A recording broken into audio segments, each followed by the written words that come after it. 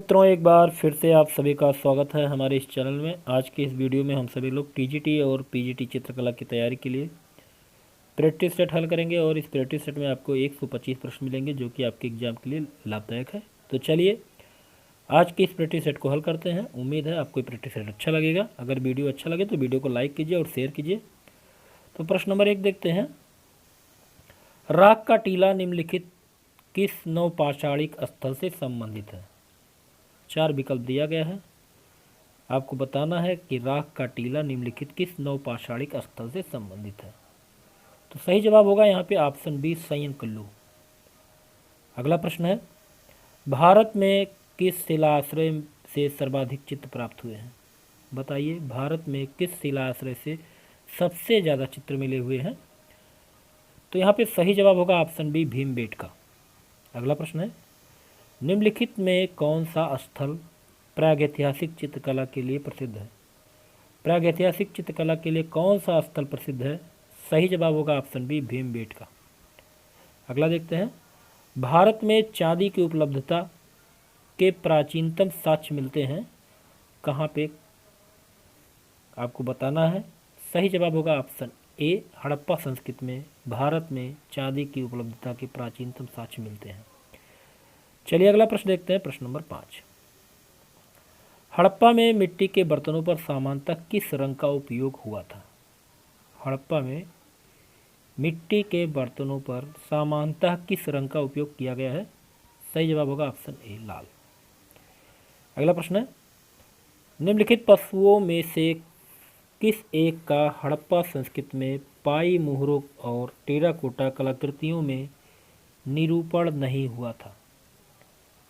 सही जवाब होगा ऑप्शन ए, गाय। अगला देखते हैं प्रश्न, सिंधु घाटी सभ्यता का विशाल स्नानागार पाया गया है तो मोहनजोदड़ो में, ऑप्शन ए सही होगा। अगला प्रश्न देखते हैं,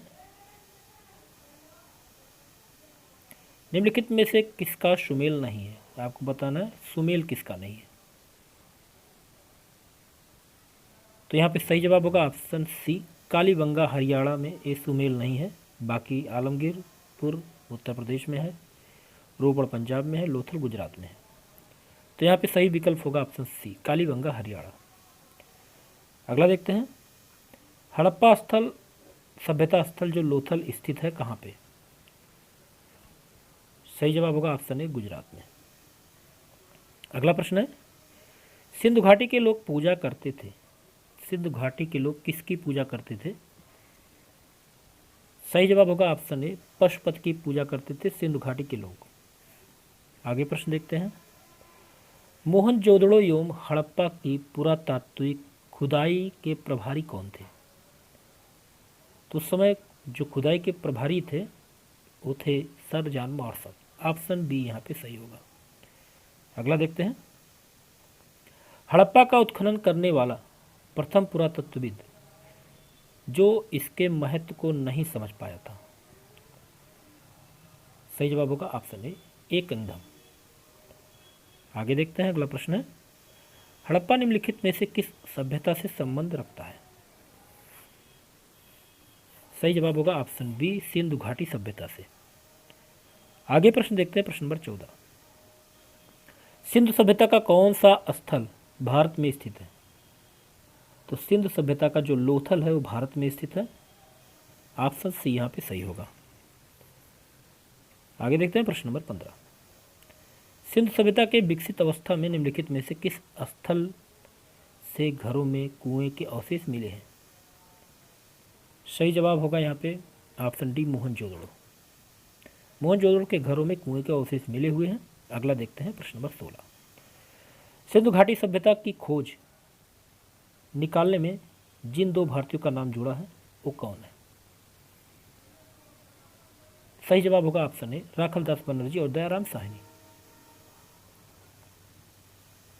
आगे प्रश्न है, निम्न में से कौन सा स्थल घाघर और उसकी सहायक नदियों की घाटी में स्थित है?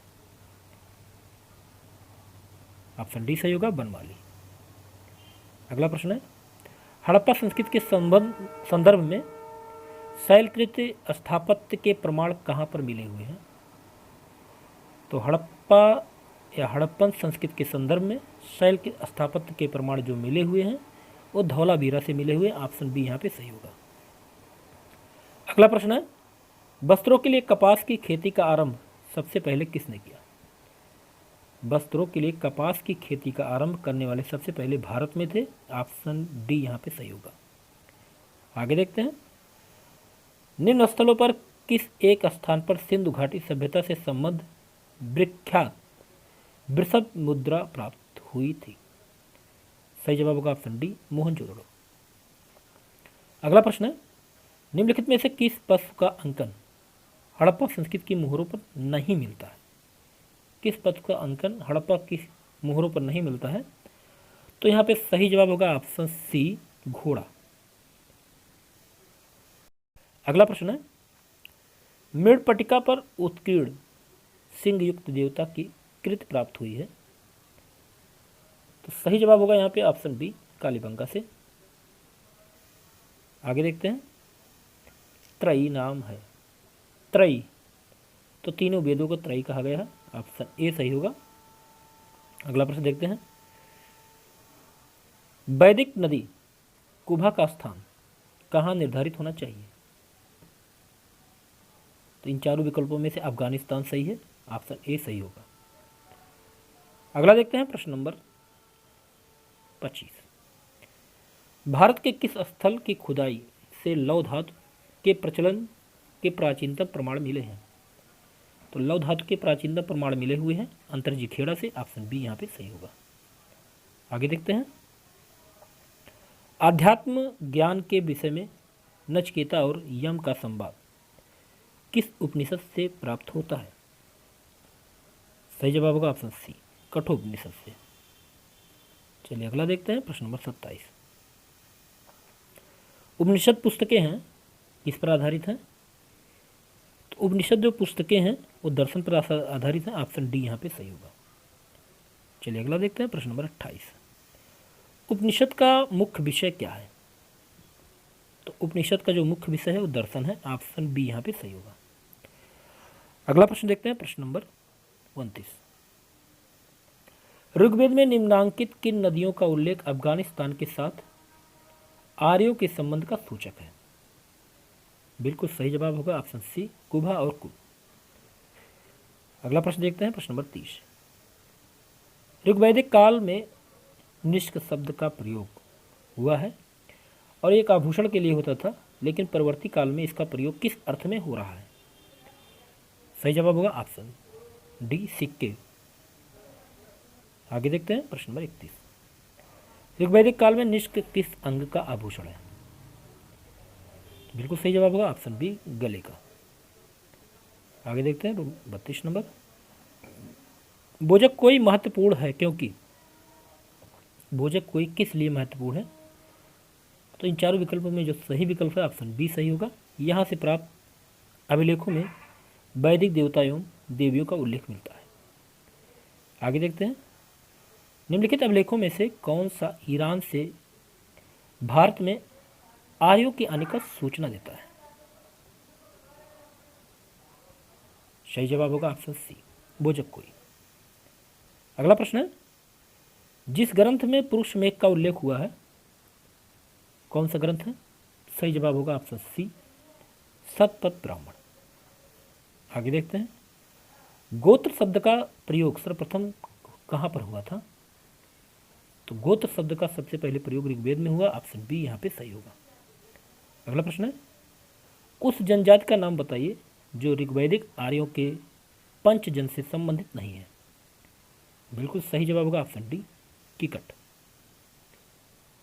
अगला देखते हैं, निम्नलिखित में से पूर्व वैदिक आर्यों का सर्वाधिक लोकप्रिय देवता कौन थे? ऑप्शन डी सही होगा, इंद्र। आगे देखते हैं, किस वेद में सभा और समिति को प्रजापति की दो पुत्रियां कहा गया है? तो ऑप्शन डी सही होगा, अथर्ववेद। अगला प्रश्न है, सबसे पुराना वेद कौन सा है? सही जवाब होगा ऑप्शन बी, ऋग्वेद। अगला देखते हैं, गायत्री मंत्र किस पुस्तक में मिलता है? सही जवाब होगा ऑप्शन सी, ऋग्वेद में इसका वर्णन किया गया है। गायत्री मंत्र का। अगला देखते हैं प्रश्न नंबर 41, पुराणों की संख्या कितनी है? सही जवाब होगा यहाँ पे ऑप्शन बी 18। अगला प्रश्न है, श्रीमद् भागवत गीता मौलिक रूप से किस भाषा में लिखी गई थी? तो श्रीमद् भागवत गीता जो लिखी गई है मौलिक रूप में, ऑप्शन ए संस्कृत में लिखी गई है। अगला प्रश्न देखते हैं, हिंदू पौराणिक कथा के अनुसार समुद्र मंथन हेतु किस सर्प ने रस्सी के रूप में स्वयं को प्रस्तुत किया? सही जवाब होगा ऑप्शन बी वासुकी। अगला प्रश्न है, सत्यमेव जयते शब्द किस उपनिषद से लिया गया है? तो सत्यमेव जयते किस उपनिषद से लिया गया है? सही जवाब होगा ऑप्शन ए मुंडक उपनिषद। चलिए अगला प्रश्न देखते हैं, प्रश्न नंबर 45, ऋग्वेद की मूल लिपि कौन सी है? तो यहाँ पे सही जवाब होगा ऑप्शन डी ब्राह्मी लिपि। अगला प्रश्न, अवेस्ता और ऋग्वेद में समानता है, अवेस्ता किस क्षेत्र से संबंधित है? तो बिल्कुल सही जवाब होगा ऑप्शन बी ईरान से संबंधित अवेस्ता इसका पवित्र ग्रंथ है। अगला देखते हैं, किस शासक के काल में चतुर्थ बौद्ध संगीत का आयोजन हुआ था कश्मीर में?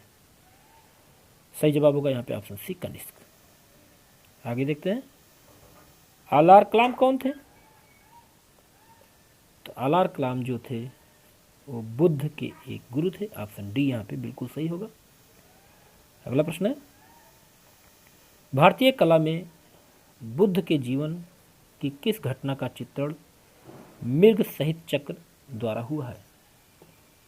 सही जवाब होगा ऑप्शन सी प्रथम उपदेश। अगला प्रश्न देखते हैं, प्रश्न नंबर 50, बोध गया में महाबोधि मंदिर बनवाया गया था जहां पर क्या है? ऑप्शन बी सही होगा, बुद्ध को ज्ञान प्राप्त हुआ है। अगला देखते हैं, त्रिपिटक क्या है? बताइए त्रिपिटक क्या है? तो बुद्ध के उपदेशों का संग्रह होता है, ऑप्शन डी यहाँ पे सही है। अगला प्रश्न है, विश्व का सबसे ऊंचा कहा जाने वाला विश्व शांति स्तूप बिहार में कहाँ पर स्थित है? तो बिल्कुल सही जवाब होगा ऑप्शन सी राजगीर। अगला प्रश्न है, प्रश्न नंबर 53, वह स्तूप स्थल जिसका संबंध भगवान बुद्ध के जीवन की किसी घटना से नहीं रहा, वह कौन सा है? जिसका संबंध भगवान बुद्ध के जीवन से किसी भी घटना से नहीं है, तो वो स्थल है यहाँ पे जो विकल्प है ऑप्शन बी सांची। अगला प्रश्न देखते हैं, प्रश्न नंबर 54, भारत में पहले जिस मानव प्रतिमाओं की पूजा की गई वह कौन सी थी? तो बिल्कुल सही जवाब होगा यहाँ पे ऑप्शन सी बुद्ध की। अगला प्रश्न है, बुद्ध की खड़ी प्रतिमा निम्न में से किस काल में बनाई गई? सही जवाब होगा ऑप्शन सी मौर्य काल में। अगला प्रश्न है, भारत के प्राचीनतम प्राप्त सिक्के किसके होते थे? ऑप्शन डी सही होगा चांदी के। अगला प्रश्न देखते हैं, प्रश्न नंबर 57, निम्नलिखित कथनों पर विचार करें एवं चैत तथा बिहार में क्या अंतर है इसे चुनें। तो चैत पूजा स्थल होता है, बिहार निवास स्थल होता है, तो यहाँ पे ऑप्शन बी बिल्कुल सही होगा। अगला प्रश्न देखते हैं, प्रश्न नंबर 58, प्राचीन भारत में निम्नलिखित में से कौन सी एक लिपि दाईं ओर से बाईं ओर लिखी जाती थी? बिल्कुल सही जवाब होगा यहाँ पे ऑप्शन डी खरोष्टी। चलिए अगला प्रश्न देखते हैं, प्रश्न नंबर 59, उत्तर प्रदेश में बौद्ध एवं जैन दोनों की प्रसिद्ध तीर्थस्थली है, तो कौशाम्बी यहाँ पे सही होगा ऑप्शन बी। अगला प्रश्न है, प्रश्न नंबर 60, देश में निम्न में से किसने मूर्ति पूजा की नींव रखी थी? ऑप्शन बी सही होगा बौद्ध धर्म ने। अगला प्रश्न है, योग का आविष्कारक कौन थे? योग के आविष्कारक पतंजलि थे, ऑप्शन सी यहाँ पे सही होगा। अगला प्रश्न है, लुम्बिनी गौतम बुद्ध का जन्म स्थान था, इसका समर्थन किसके एक अभिलेख से होता है? तो यहाँ पे सही जवाब होगा ऑप्शन ए अशोक। अगला प्रश्न है, अशोक ने बौद्ध होते हुए भी हिंदू धर्म में आस्था नहीं छोड़ी, इसका क्या प्रमाण था? तो तो इसका प्रमाण था इनका जो नाम उपाधि मिली थी देवनाम प्रिय उपाधि। ऑप्शन सी यहाँ पे सही होगा। अगला प्रश्न है, सांची का स्तूप किस शासक ने बनवाया था? तो सांची का स्तूप बनवाए थे अशोक ने। ऑप्शन बी यहाँ पे सही होगा। अगला प्रश्न है, कालसी प्रसिद्ध है। तो कालसी जो प्रसिद्ध है अशोक के शिलालेख के कारण है। ऑप्शन सी यहाँ पे सही होगा। अगला प्रश्न देखते हैं, सारनाथ स्तंभ का निर्माण किया था। तो सारनाथ स्तंभ का निर्माण अशोक के द्वारा किया गया था। ऑप्शन बी यहाँ पे सही होगा। अगला प्रश्न देखते हैं, प्रश्न नंबर 67। निम्नलिखित में से किसे सर्वश्रेष्ठ स्तूप माना गया है? सही जवाब होगा यहाँ पे ऑप्शन सी सांची का स्तूप। आगे देखते हैं, अशोक के शिलालेख में प्रयुक्त भाषा कौन सी थी? अशोक के शिलालेख में जो प्रयुक्त भाषा है वो प्राकृत है। अगला प्रश्न देखते हैं, प्रश्न नंबर 69। ब्राह्मी लिपि का प्रथम उद्वाचन किस पर उत्कीर्ण अक्षरों से किया गया? सही जवाब होगा यहाँ पे ऑप्शन ए पत्थर की पट्टियों पर। अगला प्रश्न देखते हैं, अशोक के अभिलेखों को सफलतापूर्वक सर्वप्रथम किसने पढ़ा था? अशोक के अभिलेखों को सबसे पहले पढ़ने वाले थे जेम्स प्रिंसप। ऑप्शन बी यहाँ पे सही होगा। अगला प्रश्न है, वह स्थान जहाँ पाक अशोक ब्राह्मी लिपि का पता चलता है वो स्थान कौन सा है? सही जवाब होगा ऑप्शन बी अनुराधापुर। अगला प्रश्न देखते हैं, प्रश्न नंबर 72। अशोक के ब्राह्मी अभिलेखों को सर्वप्रथम किसने पढ़ा था? बिल्कुल सही जवाब होगा ऑप्शन ए जेम्स प्रिंसप। आगे देखते हैं, अशोक का अपने शिलालेखों में सामान्यतः जिस नाम से उल्लेख हुआ है वह कौन सा है? ऑप्शन डी सही होगा प्रियदर्शी। अगला प्रश्न है, निम्नलिखित वक्तव्यों में कौन सा एक वक्तव्य अशोक के प्रस्तर स्तंभों के बारे में गलत है? सही जवाब होगा यहाँ पे ऑप्शन डी ये स्थापत्य संरचना के भाग है, ये गलत है। आगे देखते हैं, निम्नलिखित में से किस एक अभिलेख में अशोक के व्यक्तिगत नाम का उल्लेख मिलता है? सही जवाब होगा ऑप्शन डी मास्की। चलिए अगला प्रश्न है, प्रश्न नंबर 76। गुर्जरा लघु शिलालेख जिसमें अशोक का नाम उल्लेख किया गया है वह कहाँ पर स्थित है? तो सही जवाब होगा यहाँ पे ऑप्शन बी मध्य प्रदेश के दतिया जिले में। आगे देखते हैं, प्रश्न नंबर 77। केवल वह स्तंभ जिसमें अशोक ने स्वयं को मगध का सम्राट बताया है। सही जवाब होगा ऑप्शन डी भाबरू स्तंभ। अगला देखते हैं, प्रश्न नंबर 78। उत्तराखंड में सम्राट अशोक के शिलालेखों की एक प्रति मिली है, कहाँ पे? सही जवाब होगा ऑप्शन डी कालसी देहरादून में। अगला देखते हैं, निम्नलिखित में से किस अभिलेख ने चंद्रगुप्त और अशोक दोनों का उल्लेख किया है? सही जवाब होगा ऑप्शन बी महाक्षत्रप रुद्रदामन का जूनागढ़ अभिलेख। अगला प्रश्न है, इलाहाबाद में अशोक स्तंभ किसके शासन के बारे में सूचना देता है? सही जवाब होगा यहाँ पे ऑप्शन डी समुद्रगुप्त के शासन के बारे में इलाहाबाद का स्तंभ सूचना देता है। अगला देखते हैं, कहा जाता है कि शतरंज के खेल का उद्भव कहाँ पर हुआ था? शतरंज के खेल का उद्भव जो हुआ था भारत में हुआ था। ऑप्शन डी यहाँ पे सही होगा। अगला देखते हैं, भारत में सबसे प्राचीन बिहार कौन सा है? तो भारत में सबसे प्राचीन बिहार नालंदा है। ऑप्शन ए यहाँ पे सही होगा। अगला प्रश्न है, नालंदा कहाँ पर स्थित है?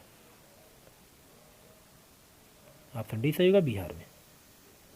अगला प्रश्न है, खजुराहो मंदिर स्थापत्य के निर्माण में सहयोगी थे। ऑप्शन ए सही होगा चंदेल। अगला देखते हैं, चंदेल राजाओं ने निर्माण किया था तो खजुराहो मंदिर का। ऑप्शन डी यहाँ पे सही होगा। अगला प्रश्न है, खजुराहो मंदिर का निर्माण किसके द्वारा कराया गया था या किसने किया था? बिल्कुल सही जवाब होगा यहाँ पे ऑप्शन ए चंदेलों ने। अगला प्रश्न है, किस राजवंश ने भारत को प्रसिद्ध खजुराहो मंदिर के मंदिर दिए? सही जवाब होगा ऑप्शन सी चंदेल। अगला देखते हैं, खजुराहो के मंदिर को बनाने वाले कौन से परिवार के राजा थे? सही जवाब होगा ऑप्शन ए चंदेल। खजुराहो के मंदिर किससे संबंधित हैं? तो बिल्कुल सही जवाब होगा ऑप्शन सी हिंदू धर्म और जैन धर्म से। चलिए अगला प्रश्न देखते हैं, प्रश्न नंबर 90। आबू का जैन मंदिर किससे बना था? बिल्कुल सही जवाब होगा ऑप्शन डी संगमरमर से। अगला प्रश्न देखते हैं, खजुराहो का कंदरिया महादेव मंदिर किसने बनवाया था? तो ऑप्शन डी सही होगा, चंदेल ने। अगला प्रश्न है, खजुराहो का मातंगेश्वर मंदिर समर्पित है? बिल्कुल सही जवाब होगा ऑप्शन बी शिव को।